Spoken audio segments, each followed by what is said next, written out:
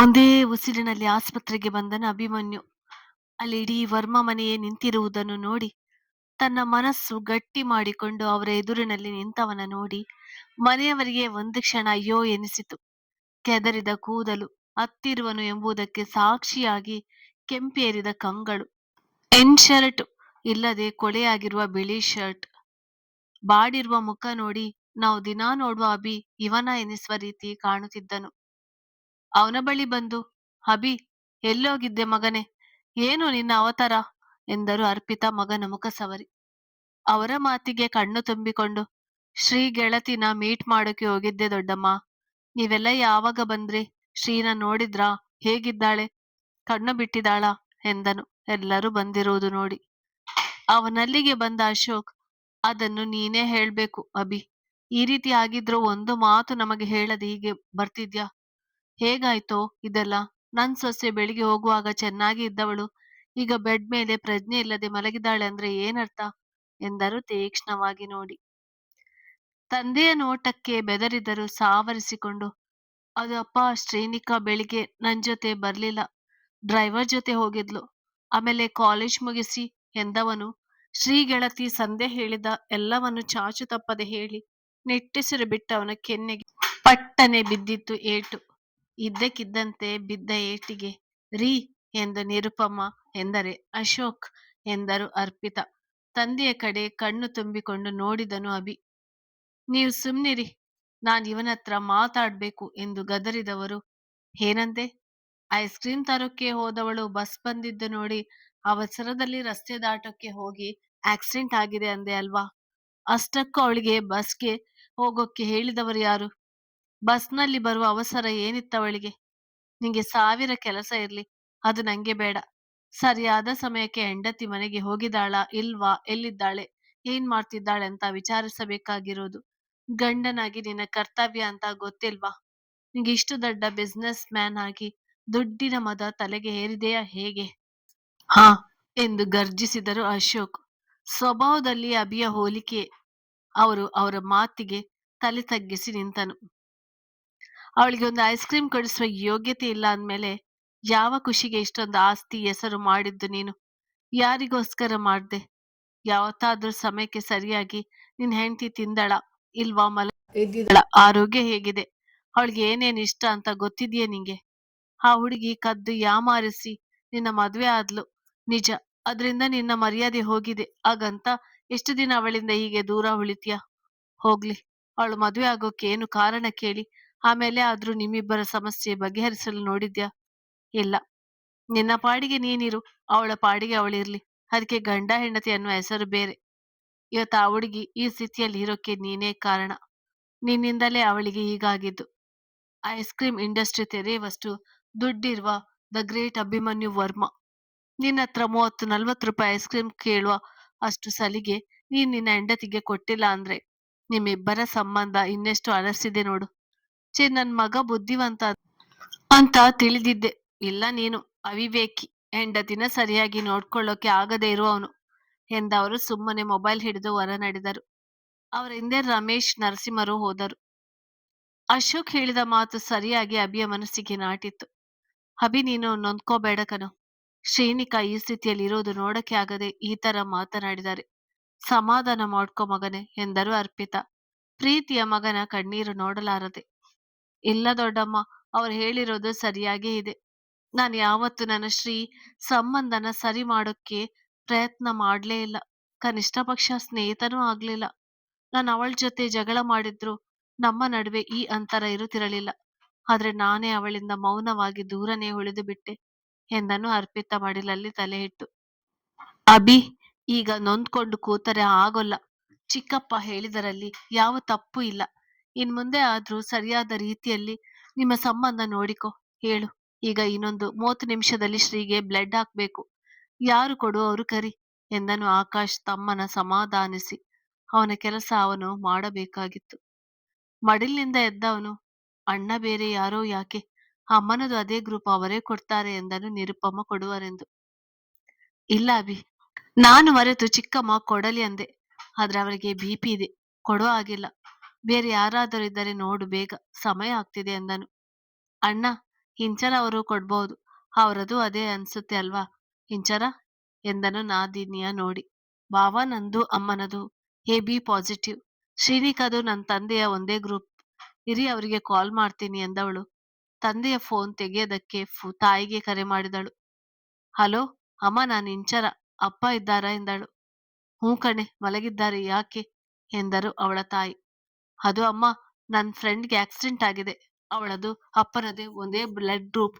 ಅದಕ್ಕೆ ಇವಾಗ ಅವರು ಕೊಡೋಕೆ ಬರ್ತಾರ ಕೇಳಮ್ಮ ಎಂದಳು ತಂಗಿಯ ವಿಷಯ ತಿಳಿಸದೆ.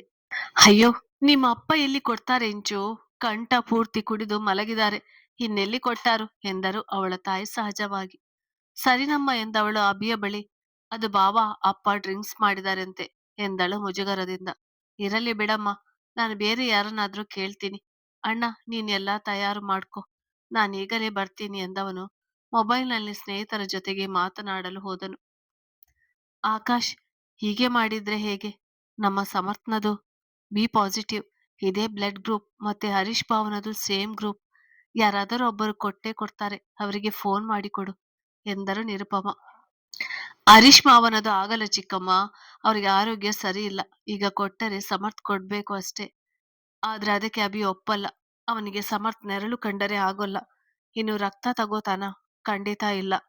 ಬಿ ಪಾಸಿಟಿವ್ ಏನು ಅಪರೂಪದ ಬ್ಲಡ್ ಗ್ರೂಪ್ ಅಲ್ಲ. ತುಂಬಾ ಜನರಲ್ಲಿ ಇರುತ್ತೆ ಬಿಡಿ. ಇನ್ನೊಂದು 10 ನಿಮಿಷ ನೋಡೋಣ ಎಂದನು ತಮ್ಮನ ಕೋಪ ಗೊತ್ತಿದ್ದರಿಂದ. ಈ ವಿಚಾರದಲ್ಲಿ ಸುಮ್ನೆ ಸಮಯ ಹಾಳು ಮಾಡೋದು ಬೇಡ ಆಕಾಶ್. ನೀನ್ ಫೋನ್ ಮಾಡು, ನಾನು ಅಭಿಗೆ ಹೇಳ್ತೀನಿ. ನೀನೇನೂ ತಲೆ ಕೆಡಿಸ್ಕೋಬೇಡ. ಈ ಸಮಯದಲ್ಲಿ ದ್ವೇಷ ಅಂತ ಕೂತ್ರೆ ಆಗೋಲ್ಲ ಎಂದರು ನಿರುಪಮ. ಬೇಡ ನೀರು, ನಂಗೂ ಇದೆಲ್ಲ ಯಾಕೋ ಸರಿ ಬರೋಲ್ಲ ಅನಿಸ್ತಿದೆ. ಇಷ್ಟು ದಿನ ಅವರನ್ನು ದೂರ ಇಟ್ಟು ಈಗ ಸಹಾಯ ಕೇಳೋಕೆ ಹೋದ್ರೆ ಅವ್ರು ಒಪ್ತಾರೆ ಅನ್ನೋ ನಂಬಿಕೆ ಇಲ್ಲ. ಒಪ್ಪಿದ್ರು ಮುಂದೆ ಇದೇ ವಿಚಾರ ಇಟ್ಕೊಂಡು ಅಭಿನ ಅಂಗಿಸಿ ಮಾತಾಡಿದ್ರೆ ಏನ್ ಮಾಡೋದು?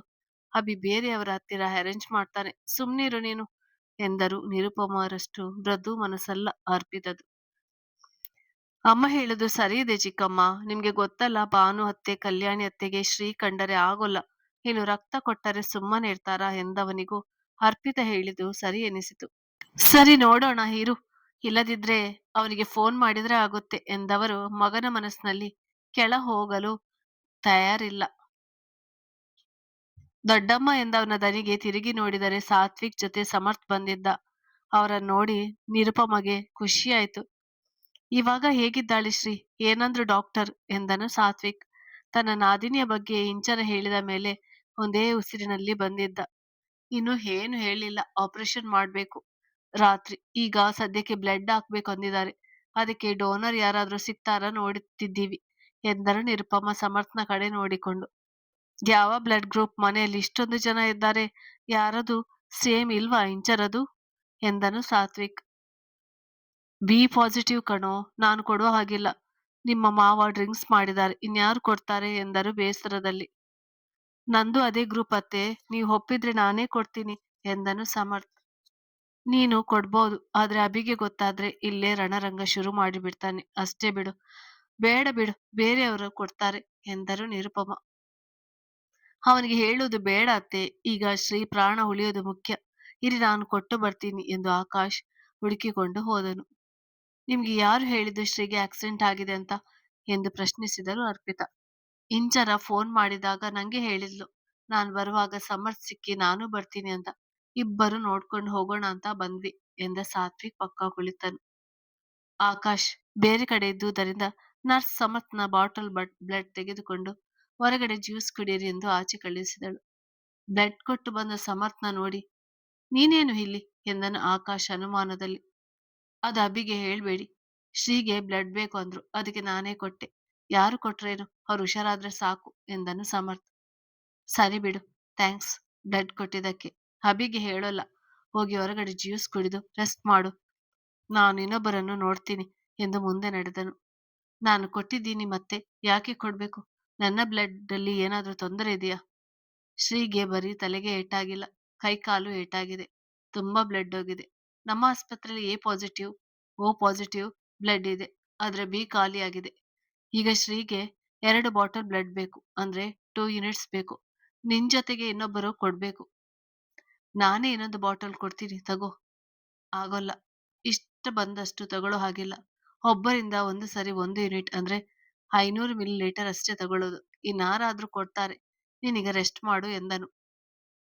ಸಮರ್ಥ್, ಏನಾಯ್ತು, ಬ್ಲಡ್ ಕೊಟ್ಯಾ ಎಂದರು ನಿರುಪಮ. ಹ್ಞೂ ಆದ್ರೆ ಇನ್ನೊಬ್ಬರು ಎಂದವನ ಮಾತು ತಡೆಯುವಂತೆ. ಅಮ್ಮ, ದೊಡ್ಡಮ್ಮ, ನೀವೆಲ್ಲ ಊಟ ಮಾಡಿ ನಡೀರಿ. ಬ್ಲಡ್ ಕೊಡೋಕೆ ನನ್ನ ಫ್ರೆಂಡ್ ಒಪ್ಪಿದಾನೆ. ಇನ್ನೇನೋ ಬರ್ತಾನೆ. ಅದಿರ್ಲಿ, ದೊಡ್ಡ ದೊಡ್ಡ ಮನುಷ್ಯರೆಲ್ಲ ಇಲ್ಲೇನ್ ಮಾಡ್ತಿದ್ದಾರೆ ಎಂದನು ಸಾತ್ವಿಕ್ ಸಮರ್ಥ್ನ ಕೆಕ್ಕರಿಸಿ ನೋಡಿ. ಅದು ಸಮರ್ಥ್ನದು ಬ್ಲಡ್ ಬಿ ಪಾಸಿಟಿವ್ ಅಲ್ವಾ, ಅವನು ಬ್ಲಡ್ ಎಂದು ನಿರುಪಮರ ಮಾತನ್ನು ಮುಂದೆ ಹೇಳದಂತೆ ತುಂಡರಿಸಿ, ಶ್ರೀಗೆ ಬ್ಲಡ್ ಕೊಡೋಕೆ ಬಂದಿದ್ದಾನೆ ಕಣೋ ಎಂದರು. ಅರ್ಪಿತಾ ಸಮರ್ಥ್ ಕೊಟ್ಟಾವು ಎಂದು ನಿರುಪಮ ಹೇಳಿದರೆ ರಕ್ತ ಚೆಲ್ಲಲು ಹಿಂದೆ ಹುಲಿಯನು ಎಂದು.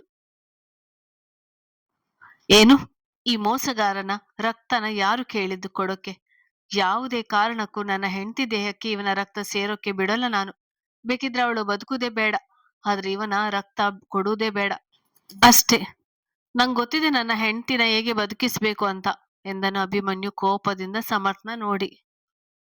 ಈ ಸಮಯದಲ್ಲಿ ಎಂತ ದ್ವೇಷ ಅಭಿನಿಂದು? ಸುಮ್ನೆ ಇರು. ಈಗ ಅವನು ರಕ್ತ ಕೊಡದೆ ಬೇರೆ ಯಾರಿದ್ದಾರೆ ಕೊಡೋಕೆ ಎಂದರು ನಿರುಪಮ ಮಗನ ಉದ್ಘಟನಕ್ಕೆ ರೋಸಿ. ಆದ್ರೆ ಸಮರ್ಥ್ ಕೊಟ್ಟನೆಂದು ಹೇಳಲಿಲ್ಲ. ನಾನು ಕೊಡ್ತೀನಿ ಎಂದವನ ಧ್ವನಿಗೆ ಬಾಗಿಲೆಡೆ ತಿರುಗಿದವರ ಹೃದಯ ಹೂವಾಗಿತ್ತು. ಏಕೆಂದ್ರೆ ಇಶಾನ್ ಬಂದಿದ್ದನು. ನೀನು ಇಶು, ಹೌದಲ್ವಾ? ಈ ಟೆನ್ಷನ್ ನಲ್ಲಿ ನಿಂದು ಅಮ್ಮನದು ಒಂದೇ ಬ್ಲಡ್ ಅಂತ ನೆನಪೇ ಆಗ್ಲಿಲ್ಲ. ದೇವರ ತರ ಬಂದೆ ನೋಡು, ಬಾ ಬೇಗ ಎಂದು ತಮ್ಮನ ಖುಷಿಯಿಂದ ಎಳೆದುಕೊಂಡು ಹೋದನು ಅಭಿಮನ್ಯು. ಅವ್ರ ಅತ್ತ ಹೋಗಿದ್ದೆ. ನಿನ್ನ ಸಹಾಯಕ್ಕೆ ತುಂಬಾ ಧನ್ಯವಾದಗಳು ಸಮರ್ಥ್. ಆದ್ರೆ ಈಗ ಮತ್ತೆ ಬ್ಲಡ್ ಕೊಡೋಕೆ ಹೋಗಿದ್ದಾರೆ. ಅವರೇನಾದರೂ ನೀನಾಗಲೇ ಕೊಟ್ಟೆ ಅಂತ ಹೇಳಿದ್ರೆ ಏನ್ ಮಾಡುವುದು ಎಂದರು ನಿರುಪಮ ಮಗನಿಗೆ ತಿಳಿದರೆ ಎಂಬ ಚಿಂತೆಯಲ್ಲಿ. ಹಾಗೇನು ಆಗೋಲ್ಲ ಅತ್ತೆ. ಶ್ರೀಗೆ 2 ಬಾಟಲ್ ಬ್ಲಡ್ ಬೇಕಂತೆ. ಈಗ ನಾನೊಂದು ಕೊಟ್ಟಿದ್ದೀನಿ, ಇಶಾನ್ 1 ಬಾಟಲ್ ಕೊಡ್ತಾನೆ ಅಷ್ಟೇ ಬಿಡಿ, ಏನು ತೊಂದರೆ ಇಲ್ಲ, ಭಯ ಪಡ್ಬೇಡಿ ಎಂದನು ಸಮರ್ಥ್ ಸಮಾಧಾನ ಮಾಡಿ. ಸರಿ ಸರಿ, ನೀವಿಬ್ಬರು ಮನೆಗೆ ಹೊರಡಿ. ಮನೆಯಲ್ಲಿ ಯಾರೂ ಇಲ್ಲ, ಎಲ್ಲ ಇಲ್ಲೇ ಇದ್ದಾರೆ. ಅತ್ತೆ ಮಾವನ ಜೊತೆ ಇರಿ. ನಾವಿನ್ನೇನು ಶ್ರೀ ಆಪರೇಷನ್ ಆದ್ಮೇಲೆ ಬರ್ತೀವಿ. ನೀವು ಬೇಕಾದ್ರೆ ಬೆಳಿಗ್ಗೆ ಬನ್ನಿ ಎಂದವರ ಮಾತಿಗೆ ಇಬ್ಬರು ಹೂಗುಟ್ಟಿ ಹೊರಟರು. ಸಮರ್ಥ್ ಎಂದ ಅರ್ಪಿತರ ದನಿಗೆ ತಿರುಗಿದವನ ಹತ್ತಿರ ಬಂದು, ನೀನು ನಿನ್ನ ತಾಯಿ ಹೆಂಡತಿ ತರ ಅಂತ ನಿನ್ನ ಬ್ಲಡ್ ಕೊಡು ಅಂತ ಕೇಳುವುದೇ ಬೇಡ ಅಂದಿದ್ದೆ. ಆದ್ರೆ ನೀನು ನಾವು ಕೇಳದೆ ಸಹಾಯ ಮಾಡಿ ನಮ್ಮನೆಯಲ್ಲಿ ಬೆಳೆದ ಮಗ ಅಂತ ಸಾಬೀತು ಮಾಡಿದೆ. ಒಳ್ಳೇದಾಗ್ಲಿ, ಹೋಗಿ ಬಾ ಎಂದರು ನಕ್ಕು. ಅವರ ಮಾತಿಗೆ ಅವನು ನಕ್ಕು ಮುಂದೆ ನಡೆದನು. ಬ್ಲಡ್ ಕೊಡುತ್ತಿದ್ದ ಇಶಾನ್ ಪಕ್ಕ ಕೂತಿದ್ದ ಅಭಿ, ಇಶು, ಇನ್ನೇನೋ ಮುಗಿಯುತ್ತೆ, ನಾನೋಗಿ ನಿಂಗೆ ಜ್ಯೂಸ್ ಏನಾದ್ರೂ ತರ್ತೀನಿ ಕೊನೆಗೆ ಕುಡಿಯೋಕ್ಕೆ ಎಂದು ತಾಯಿ ಇರುವಲ್ಲಿಗೆ ಬಂದವನು. ಅಮ್ಮ, ದೊಡ್ಡಮ್ಮ, ಇಶು ಒಳಗೆ ಇದ್ದಾನೆ, ನೀವು ಹೋಗಿ ನೋಡ್ಕೊಳ್ತಾ ಇರಿ, ನಾನು ಇಶುಗೆ ಜ್ಯೂಸ್ ತಕೊಂಡ್ ಬರ್ತೀನಿ ಎಂದು ಕ್ಯಾಂಟೀನ್ಗೆ ಹೋದನು. ಅವನಿದ್ದ ವಾರ್ಡಿಗೆ ಬಂದ ನಿರುಪಮ ಅರ್ಪಿತಾ ಅವನ ಪಕ್ಕ ಕುಳಿತರು. ಇಶು, ಸರಿಯಾದ ಸಮಯಕ್ಕೆ ಬಂದೆ ಕಣೋ. ಹೇಗೋ ನನ್ ಸೊಸೆ ದೇಹಕ್ಕೆ ನಮ್ಮನೆ ಮಕ್ಕಳ ರಕ್ತನೇ ಸೇರಿತು. ಈ ಗಾಬರಿಯಲ್ಲಿ ನಿಂದು ನನ್ ಬ್ಲಡ್ ಗ್ರೂಪ್ ಅಂತ ನೆನಪೇ ಆಗ್ಲಿಲ್ಲ ಎಂದರು ನಿರುಪಮ ಮಗನ ತಲೆ ಸವರಿ. ಮಕ್ಕಳ? ನಾನೊಬ್ನೇ ಅಲ್ವಾ ಬ್ಲಡ್ ಕೊಡ್ತಾ ಇರೋದು, ಇನ್ಯಾರು ಕೊಟ್ಟರಮ್ಮ ಎಂದನು ಗೊಂದಲದಿಂದ. ಅವನ ಮಾತಿಗೆ ತಡವರಿಸಿ, ಯಾರು ಇಲ್ಲ ಬಿಡು, ನೀನ್ ರೆಸ್ಟ್ ಮಾಡು ಎಂದರು ದೂರ ಸರಿದು. ಸುಳ್ಳು ಹೇಳ್ಬೇಡ, ಸರಿಯಾಗಿ ಹೇಳಿ. ಒಬ್ಬರೇ ಆಗಲೇ ಬ್ಲಡ್ ಕೊಟ್ಟಿದ್ರೆ ನನ್ನ ಹತ್ರ ಯಾಕೆ ತಗೋತಿದ್ದಾರೆ ಎಂದನು ಅನುಮಾನದಲ್ಲಿ. ಅಲ್ಲಿಗೆ ಬಂದ ಆಕಾಶ್, ನಾನ್ ಹೇಳ್ತೀನಿ, ನೀನ್ ಬಾಯಿ ಮುಚ್ಚು ಮೊದಲು. ಶ್ರೀನಿಕಾಗೆ 2 ಯೂನಿಟ್ ಬ್ಲಡ್ ಹಾಕಬೇಕಾಗಿತ್ತು. ನೀನು ಬರುವುದು ನಮ್ಗೆ ಗೊತ್ತಿರ್ಲಿಲ್ಲ, ಅದಕ್ಕೆ ಸಮರ್ಥ್ ಕೊಟ್ಟ ಅಷ್ಟೇ ಎಂದನು ಇಶಾನ್ ಕೈಯಿಂದ ಸೂಜಿ ತೆಗೆಯುತ್ತಾ. ಒಮ್ಮೆಲೆ ಸಿಡಿದವನು, ಅವನತ್ರ ಯಾಕೆ ತಕೊಂಡ್ರಿ? ಸ್ವಲ್ಪ ಹೊತ್ತು ಕಾದಿದ್ರೆ ನಾನೇ ಬಂದು ಕೊಡ್ತಿದ್ದೆ. ಅವನ ಋಣ ನಮ್ಗೆ ಏನಕ್ಕೆ ಬೇಕಾಗಿತ್ತು? ನಾನು ಅವನ ರಕ್ತ ಶ್ರೀ ದೇಹಕ್ಕೆ ಹಾಕೋಕ್ಕೆ ಬಿಡಲ್ಲ. ಮೊದಲು ಇದನ್ನು ನಾನು ಅಣ್ಣಂಗೆ ಹೇಳ್ತೀನಿ ಎಂದನು ಕೋಪದಿಂದ. ಹೇಳು ಸಮರ್ಥ್, ಬ್ಲಡ್ ಆಗಲಿ ಶ್ರೀದೇಹ ಸೇರಿ ಆಗಿದೆ, ಈಗ ನಿಂದು ಹಾಕ್ಬೇಕು. ನಾನೇನು ಇಲ್ಲಿ ವ್ಯವಹಾರ ಮಾಡ್ತಿಲ್ಲ. ಲಾಯರ್ ಆಗಿ ನಿಂಗೆ, ಉದ್ಯಮಿಯಾಗಿ ಅಭಿಗೆ ಜವಾಬ್ದಾರಿ ಇಲ್ಲದೆ ಇರಬಹುದು, ಆದ್ರೆ ನಂಗಿದೆ. ಯಾಕೆಂದ್ರೆ ನಾನು ಡಾಕ್ಟರ್. ದ್ವೇಷ ಅಂತ ಕೂತು ನನ್ನ ಪೇಷಂಟ್ನ ಪ್ರಾಣದ ಜೊತೆ ಆಟ ಆಡೋಲ್ಲ ನಾನು, ತಿಳಿತಾ? ಈಗ ಮಲಗು, ಆಮೇಲೆ ನಿನ್ನ ಅಣ್ಣ ಬಂದ್ಮೇಲೆ ಅದೇನು ಹೇಳ್ಬೇಕು ಹೇಳ್ವೆ ಎಂದನು ಅಣ್ಣ ತಮ್ಮನ ನೋಡಿ ಸಾಕಾಗಿ. ಮಾತು ಮರೆಸಿ, ಶ್ರೀ ಹೇಗಿದ್ದಾಳೆ? ಆಕಾಶ್ ಏನಾದ್ರೂ ಬದಲಾವಣೆ ಆಗಿದೆಯಾ? ಆಪರೇಷನ್ ಒಂದು ಬೇಗ ಮಾಡಿಬಿಡು, ಜೀವಕ್ಕೇನು ತೊಂದರೆ ಇಲ್ಲ ಅಲ್ವಾ ಎಂದರು ನಿರುಪಮ್ಮ ಆತಂಕದಿಂದ. ಈಗ ರಕ್ತ ಹಾಕಿದ್ದೀನಿ ದೊಡ್ಡಮ್ಮ, ಇನ್ನೊಂದು ಗಂಟೆಯಲ್ಲಿ ಪ್ರಜ್ಞೆ ಬರ್ಬೋದು. ಅವಳಿಗೆ ಪ್ರಜ್ಞೆ ಬಂದ್ಮೇಲೆ ಆಪರೇಷನ್ ಶುರು ಮಾಡ್ತೀವಿ. ಅಲ್ಲಿವರೆಗೂ ಏನು ಮಾಡೋ ಆಗಿಲ್ಲ. ಕೈ ಜಾಸ್ತಿ ಮುರಿದಿದೆ. ಬ್ಯಾಂಡೇಜ್ ಮಾಡಿ ಪಟ್ಟಿ ಹಾಕಿದೀನಿ. ಕಾಲು ಸ್ವಲ್ಪ ಫ್ರಾಕ್ಚರ್ ಆಗಿದೆ. ಅಷ್ಟೇ. ಅಷ್ಟೇನು ತೊಂದರೆ ಇಲ್ಲ. ಆಪರೇಷನ್ ಆದ್ಮೇಲೆ ಎಲ್ಲ ಹೇಳ್ತೀನಿ. ನನ್ ಜೊತೆ ಇನ್ನೊಬ್ಬರು ಡಾಕ್ಟರ್ ಬರ್ತಾರೆ. ಆಪರೇಷನ್ ಮಾಡೋಕ್ಕೆ ಹೆದರ್ಬೇಡಿ ಎಂದನು ಸಮಾಧಾನ ಮಾಡುತ್ತಾ. ಏನೋ ಕಾಣೆ ಕಣು. ನಮ್ ಕುಟುಂಬಕ್ಕೆ ಯಾರ ಶಾಪ ತಟ್ಟಿದೆಯೋ. ಮನೆ ತುಂಬಾ ಖುಷಿಯಾಗಿ ಕುಣಿತಿದ್ದ ನನ್ ಸೊಸೆ ಒಂದು ಕ್ಷಣದಲ್ಲಿ ಹೀಗೆ ಮಾಡ್ಕೋಬಿಟ್ಲು. ಯಾವ ಜನ್ಮದಲ್ಲಿ ಏನು ಪಾಪ ಮಾಡಿದ್ನೋ ಎಂದರು ಅರ್ಪಿತಾ ಗೋಳಾಡುತ್ತ. ಏನಾಗಲ್ಲ ಬಿಡಮ್ಮ. ಪ್ರಾಣಕ್ಕೇನು ಅಪಾಯ ಇಲ್ಲ ಅಲ್ವಾ? ಅಷ್ಟು ಸಾಕು. ಎಲ್ಲಾ ತೊಂದರೆಗಳು ಹೇಳಿ ಕೇಳಿ ಬರುತ್ತಾ ಬಂದಾಗ ನಿಭಾಯಿಸ್ಬೇಕು. ಅಲ್ಲಿಗೆ ಬಂದ ಅಭಿ. ಇಶು, ತಗೋ ಜ್ಯೂಸ್ ಕೊಡಿ. ಅಮ್ಮ ದೊಡ್ಡಮ್ಮ ನೀವಿಬ್ಬರು ಊಟ ಮಾಡುವಿರಂತೆ. ನಡೀರಿ. ಆಗಲೇ ಸಮಯ 9:30 ಹೀಗೆ ಹಸಿದು ಕೂತ್ರೆ ಅವಳು ಎದ್ದು ಬರೋಲ್ಲ. ಏಳಿ ಮೇಲೆ ಎಂದನು ತಾಯಂದಿರನ್ನು ಎದ್ದೇಳಿಸಿ. ನಿಮ್ಮಪ್ಪ ದೊಡ್ಡಪ್ಪ ಎಲ್ಲೋ ಅಭಿ? ಅವ್ರು ಊಟ ಮಾಡಿದ್ರಾ? ಇಂಚರ ಇದ್ದಾಳ ಹೋದಾಳ ಎಂದರು ಆಗಿನಿಂದ ಯಾರೂ ಕಾಣದಿರುವುದನ್ನು ನೋಡಿ. ಅಪ್ಪ ದೊಡ್ಡಪ್ಪ ಇಬ್ಬರು ಅಲ್ಲಿ ಹೊರಗಡೆ ಮಾತಾಡ್ತಿದ್ದಾರೆ. ಇಂಚರ ಮೀನಾ ಚಿಕ್ಕಮ್ಮನ ಸಾತ್ವಿಕ್ ಕರ್ಕೊಂಡು ಹೋದ. ಮನೇಲಿ ಯಾರೂ ಇಲ್ಲ ಅಂತ. ಈಗ ನೀನು ಹೊರಡು ಇಶು. ಅಂಜನಾ ಅತ್ತಿಗೆ ಕರ್ಕೊಂಡು ಹೋಗು. ನಾಳೆ ಬೆಳಿಗ್ಗೆ ಬಂದ್ರೆ ಆಯ್ತು. ಎಲ್ಲರೂ ಇಲ್ಲೇ ಇರೋ ಆಗಿಲ್ಲ. ಇವರು ಕೂಡ ಆಪರೇಷನ್ ಆದ್ಮೇಲೆ ಬರ್ತಾರೆ. ನಾನು ದೊಡ್ಡಮ್ಮ ಮಾತ್ರ ಇವತ್ತು ಇಲ್ಲೇ ಇರ್ತೀವಿ ಸಾಕು ಎಂದವನು ನಿದ್ದೆಗೆಟ್ಟು ಆರೋಗ್ಯ ಹಾಳು ಮಾಡಿಕೊಳ್ಳುವುದು ಬೇಡ ಎಂದು. ಸರಿ ಅನ್ನ ಎಂದು ತಲೆ ಆಡಿಸಿದ ಇಶಾನ್ ಎದ್ದು ಹೊರಗಡೆ ಬಂದನು. ಇಶು, ನಾನೀಗೆ ಹೇಳ್ತೀನಿ ಅಂತ ತಪ್ಪು ತಿಳಿಬೇಡ. ನನ್ನ ಹೆಂಡತಿ ಮೇಲೆ ಚಾಡಿ ಹೇಳ್ತಿದ್ದಾರೆ ಅಂತ. ಆದ್ರೆ ಸ್ವಲ್ಪ ನಿನ್ ಹೆಂಡತಿ ಕಡೆ ಗಮನ ಕೊಡು. ಅವಳಿಗೆ ನಾವು ಬುದ್ಧಿ ಹೇಳೋಕೆ ಕೈಗೆ ಸಿಕ್ಕಿಲ್ಲ. ಯಾವಾಗ್ಲೂ ಆ ಪ್ರಣತಿ ಜೊತೆ ಬೆಳಿಗ್ಗೆ ಹೋದ್ರೆ ಸಂಜೆ ಬರ್ತಾಳೆ. ಮನೇಲಿ ಯಾರಿಗೂ ಹೇಳೋಲ್ಲ ಕೇಳೋಲ್ಲ. ಇದು ವರ್ಮಾ ಮನೆಗೆ ಶೋಭೆ ತರೋಲ್ಲ ಕಣೋ. ನಿರುಪಮ ಏನು ಕೇಳೋಲ್ಲ ಅಂತ ಅವಳು ಆಡಿದ್ದೇ ಆಟ ಆಗಿದೆ ನೋಡು. ಶ್ರೀಗೆ ಆಕ್ಸಿಡೆಂಟ್ ಆಗಿದೆ. ಆದ್ರೆ ಸಂಬಂಧನೇ ಇಲ್ಲದೆ ಇರೋದ್ ತರ ಮನೆಯಲ್ಲಿ ಇದ್ದಾಳೆ. ನೀನೇ ಸರಿಯಾಗಿ ಬುದ್ಧಿ ಹೇಳು ಎಂದರು. ಎಷ್ಟು ದಿನ ಸಂಜನ ನಡವಳಿಕೆ ನೋಡಿ ರೋಸಿ ಹೋಗಿ ಕೊನೆಗೂ ಮಗನ ಬಳಿ ಹೇಳಿದರು. ಸರಿ ದೊಡ್ಡಮ್ಮ ಎಂದವನು ಆಸ್ಪತ್ರೆಗೆ ಬಂದಾಗಲೇ ಗಮನಿಸಿದ್ದ. ಅಂಜನಾ ಇಂಚರ ಬಂದಿದ್ದರು. ಸಂಜನಾ ಬಂದಿರ್ಲಿಲ್ಲ. ಇತ್ತ ಕಡೆ ಮನೆಗೆ ಬಂದ ಸಾತ್ವಿಕ್ ಸಮರ್ಥ್ ಬಟ್ಟೆ ಬದಲಾಯಿಸಲು ರೂಮ್ ಸೇರಿದರೆ ಮೀನಾ ಇಂಚರ ಸೇರಿ ತಿಳಿ ಸಾಂಬಾರು ಅನ್ನ ಮಾಡಿದ್ದರು. ಮೀನಾ ಅವರು ಎಲ್ಲರನ್ನು ಊಟಕ್ಕೆ ಕರೆಯಲು ಹೋದರೆ ಸಂಜನಾ ಪ್ರಣತಿ ರೂಮ್ ಬಾಗಿಲು ತೆಗೆಯಲೇ ಇಲ್ಲ. ಕಲ್ಯಾಣಿ ಹರೀಶ್ ಭಾನುಮತಿ ಮನೆಯಲ್ಲೇ ಉಳಿದಿದ್ದರಿಂದ ಅವರಿಗೆ ವಿಷಯ ತಿಳಿದಿರಲಿಲ್ಲ ಎಂದು ಜೀವಿತ ಅವರಿಗೆ ತಿಳಿಸಲು ಹೋಗಿದ್ದಳು. ರವೀಂದ್ರ ಸುಮಿತ್ರಾದೇವಿ ಅವರಿಗೆ ರೂಮಿಗೆ ಊಟ ಕೊಟ್ಟಿದ್ದರು. ಮೀನಾ ಆದ್ರೆ ಇಬ್ಬರು ಶ್ರೀ ಆರೋಗ್ಯದ ಬಗ್ಗೆ ವಿಚಾರಿಸಲಿಲ್ಲ. ಸಂಜನಾ ರೂಮಿನ ಬಾಗಿಲು ಬಡಿದರು. ಇಬ್ಬರು ಬಾಗಿಲು ತೆಗೆಯಲಿಲ್ಲ. ವಾಪಸ್ ಡೈನಿಂಗ್ ಹಾಲ್ಗೆ ಬಂದವರು, ಅಂಜನಾ, ಇಂಚರ ನೀವಿಬ್ಬರು ಕೂತು ತಿನ್ನಿ. ಅವ್ರು ಯಾರು ಬಾಗಿಲು ತೆಗಿತಿಲ್ಲ. ಬೇಕಿದ್ರೆ ಬಂದು ತಿಂತಾರೆ. ಬಹುಶಃ ಮಲಗಿರ್ಬೇಕು. ನೀನು ಬಡಿಸು ಇಂಚರ ಎಂದವರು ತಾವು ಊಟಕ್ಕೆ ಕೂತರು. ಸಾತ್ವಿಕ್ ಬಟ್ಟೆ ಬದಲಾಯಿಸಿ ಕೈ ತೊಳೆದು ಊಟಕ್ಕೆ ಕೂತವನು. ಉಳಿದವರೆಲ್ಲ ಎಲ್ಲಿ ಬರ್ಲಿಲ್ವಾ? ಹೋಗು ಇಂಚರ, ಎಲ್ಲರನ್ನು ಕರಿ ಎಂದನು ಹೆಂಡತಿಗೆ. ಯಾರೊಬ್ಬರು ಊಟಕ್ಕೆ ಬರದ್ದು ನೋಡಿ ಅವರೆಲ್ಲ ತಿಂದು ಮಲಗಿದ್ದಾರೆ. ನೀನು ಮೊದಲು ತಿಂದು ಮಲಗು. ಹೋಗು, ಬೆಳಿಗ್ಗೆ ಹಾಸ್ಪಿಟಲ್ಗೆ ಹೋಗ್ಬೇಕು ಎಂದು ಗದರಿ ಊಟ ಮುಂದುವರಿಸಿದರು ಮೀನಾ. ಇಂಚರ, ಇಶಾನ್, ಅಂಜನಾ ಅತ್ತಿಗೆ ಬರ್ತಾರಂತ ಅವರಿಗೂ ಊಟ ಎತ್ತಿಡು. ಇನ್ನೇನು ಬರ್ಬಹುದು ಎಂದು ಕೈ ತೊಳೆದು ರೂಮ್ಗೆ ನಡೆದನು. ಇಂಚರ, ಅವರು ಬಂದ್ರೆ ನಾನು ಬಾಗಿಲು ತೆಗೆಯುವೆ. ನೀನೋಗಿ ಮಲಗು. ಹಾಸ್ಪಿಟಲ್ನಲ್ಲಿ ಓಡಾಡಿ ಸುಸ್ತಾಗಿರ್ತದೆ ಎಂದು ಸೊಸೆ ಕಳಿಸಿ ತಾವು ಸೋಫಾದಲ್ಲಿ ಕುಳಿತರು. ಇತ ಭಾನುಮತಿ ಮನೆಯಲ್ಲಿ ಜೋರಾಗಿ ಹರಟೆ ಶುರುವಾಯಿತು. ಜೀವಿತ ಶ್ರೀಗೆ ಆಕ್ಸಿಡೆಂಟ್ ಆದ ಸುದ್ದಿ ಮುಟ್ಟಿಸುತ್ತಲೇ ಭಾನುಮತಿಗೆ ಒಂದು ರೀತಿಯ ಗರ್ವ ಬಂದಿತ್ತು. ನೀನು ಏನೇ ಹೇಳು ಜೀವಿತ, ಆ ಭಿಕಾರಿ ಒಂದೇ ಸರಿ ಸತ್ತಿದ್ರೆ ಸರಿ ಹೋಗುವುದು. ಅರ್ಧ ಜೀವ ಆಗ್ಬಾರ್ದಿತ್ತು ನೋಡು. ಸುಮ್ನೆ ಆ ನಾಯಿಗೆ ದುಡ್ಡು ಸುರಿಯಬೇಕು ಎಂದಳು ಭಾನುಮತಿ ದಿಮಾಕಿನಿಂದ. ಹ್ಞೂ ಚಿಕ್ಕಿ, ನಂಗೂ ಅವಳು ಯಾವಾಗ ಸಾಯ್ತಾಳೋ ಅನ್ನುವ ಟೆನ್ಷನ್ ತಡೆಯೋಕೆ ಆಗ್ತಿಲ್ಲ. ಬೇಗ ಸತ್ತು ಹೋಗದೆ ಇನ್ನು ಏನ್ ಮಾಡ್ತಿದ್ದಾಳೋ. ಮೊದ್ಲು ಅವಳ ಡೆಡ್ ಬಾಡಿ ನೋಡ್ಬೇಕು ಎಂದಳು ಜೀವಿತ ನಗುತ್ತಾ. ನನ್ ಮಗಳು ಸ್ಥಾನಕ್ಕೆ ಬಂದ ಮಾತ್ರಕ್ಕೆ ಅವಳು ಇಡೀ ವರ್ಮ ಮನೆಗೆ ಯಜಮಾನಿ ಆಗ್ಬೋದು ಅನ್ಕೊಂಡಿದ್ದಾಳೆ. ಆದ್ರೆ ಅದು ಯಾವತ್ತಿಗೂ ಸಾಧ್ಯ ಇಲ್ಲ. ಈ ಕಲ್ಯಾಣಿ ಬದುಕಿರುವವರೆಗೂ ವರ್ಮ ಮನೆಗೆ ಆ ಭಿಕಾರಿಗಳು ಯಜಮಾನಿಗಳಾಗೋಕೆ ಬಿಡೋಲ್ಲ ಎಂದರು ಕಲ್ಯಾಣಿ ರೋಷದಿಂದ. ಅದೇನೇ ಇರ್ಲಿ ಅಕ್ಕ, ಈ ಸರಿ ನಮ್ಮ ಅದೃಷ್ಟ ಭರ್ಜರಿಯಾಗಿ ಇದೆ. ಮೊದಲ ದರಿದ್ರ ನರಸಿಂಹನ ಮನೆಯವರು ಈ ಮನೆ ಬಿಟ್ಟು ಹೋಗ್ತಿದ್ದಾರೆ. ಈಗ ಇವಳು ಶಾಶ್ವತವಾಗಿ ಗೇಟ್ ಪಾಸ್ ತಕೊಂಡ್ರೆ ವರ್ಮ ಮನೆಯಲ್ಲಿ ಅವರೆಲ್ಲ ತಾನಾಗಿ ಬಾಯಿ ಮುಚ್ಕೊಳ್ತಾರೆ. ವಿಕಾರಿಗಳೆಲ್ಲ ಮನೆ ಖಾಲಿ ಮಾಡ್ತವೆ ಎಂದರು ಭಾನುಮತಿ. ಓಕೆ ಓಕೆ, ಈ ಖುಷಿಗೆ ಮುಂದಿನ ಪ್ಲಾನ್ ಏನು ಎಂದಳು ಬಿಂದು. ಇನ್ನೇನು, ನಾಳೆ ಹಾಸ್ಪಿಟಲ್ಗೆ ಹೋಗ್ಬೇಕು. ಆ ಭಿಕಾರಿ ಸತ್ತಿದಾಳ ಅಂತ ನೋಡಿ, ಸತ್ತಿದ್ರೆ ಅವಳ ಹೆಣಕ್ಕೆ ಹೂ ಹಾಕಿ ಬರುವುದಷ್ಟೇ ಎಂದಳು ಜೀವಿತ.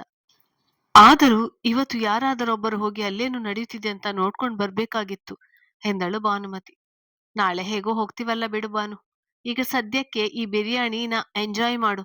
ಹೇಗಿದ್ರು ನಾಳೆ ಶೋಕ ಆಚರಿಸೋದು ಇದ್ದೇ ಇದೆ ಎಂದರು, ಮನೆಯಲ್ಲಿ ಭರ್ಜರಿಯಾಗಿ ಬಾಡೂಟ ಮಾಡಿಸಿ ತಿನ್ನುತ್ತಾ. You are right mom. ಹೇಗೋ ಮನೆಯಲ್ಲಿ ನಮ್ಮ 4 ಜನ ಬಿಟ್ಟು ಯಾರು ಇಲ್ಲ. ಈ ರೆಸಿಪಿ ಎಲ್ಲ ನೋಡ್ತಿದ್ರೆ ಫುಲ್ ಮೈಯೆಲ್ಲ ಜುಮ್ ಅನ್ಸುತ್ತೆ ಎಂದಳು ಜೀವಿತ ನಗುತ್ತಾ. ಯಾ ಬೇಬಿ ಎಂದ ಕಲ್ಯಾಣಿಯವರು. ಅಭಿ ಜೀವಿತನ ಮದುವೆ ಆಗಲು ತಿರಸ್ಕರಿಸಿದನೆಂದು ವರ್ಮಾ ಮನೆಯವರ ವಿರುದ್ಧ ನಿಂತಿದ್ದರು. ಗಂಟೆ 10:30 ಆಗಿದ್ದರಿಂದ ಊಟ ಮುಗಿಸಿ ವಾರ್ಡ್ ಮುಂದೆ ಕೂತಿದ್ದವರು ಎದುರಿಗೆ ಬಂದ ಆಕಾಶ್ ಮತ್ತು ಮತ್ತೊಬ್ಬ ವೈದ್ಯರ ನೋಡಿ ಅವರಿಗೆ ನಮಸ್ಕರಿಸಿದರು ಎಲ್ಲರೂ. ಪ್ರತಿಯಾಗಿ ವಂದಿಸಿದವರು, ಇರಲಿ, ಇದೆಲ್ಲ ಏನು ಬೇಡ. All for the best. Doctor Akash ಎಲ್ಲ ವಿವರಿಸಿದ್ದಾರೆ. ನಮ್ಮ ಪ್ರಯತ್ನ ನಾವು 100% ಮಾಡೇ ಮಾಡ್ತೇವೆ, ಅದರಲ್ಲಿ ಅನುಮಾನ ಬೇಡ. ನೀವು ದೇವರ ಹತ್ರ ಬೇಡ್ಕೊಳ್ಳಿ ಎಂದರು 60 ಪ್ರಾಯದ ವೈದ್ಯರು. ಅಮ್ಮ, ಅಪ್ಪ, ದೊಡ್ಡಪ್ಪ, ಅಭಿಶ್ರೀಗೆ ಏನಾಗೋಲ್ಲ, ಹೆದರ್ಬೇಡಿ ಎಂದು ಧೈರ್ಯ ತುಂಬಿ ಆಪರೇಷನ್ ರೂಮ್ಗೆ ಹೋದ ಆಕಾಶ್ಗೂ ಒಂದು ಕ್ಷಣ ಶ್ರೀಗೆ ಏನಾದರೂ ಆದ್ರೆ ಎಂಬ ನೆನಪೇ ಮೈ ನಡುಗಿಸುತ್ತಿತ್ತು. ಕತೆ ಮುಂದುವರಿಯುತ್ತದೆ.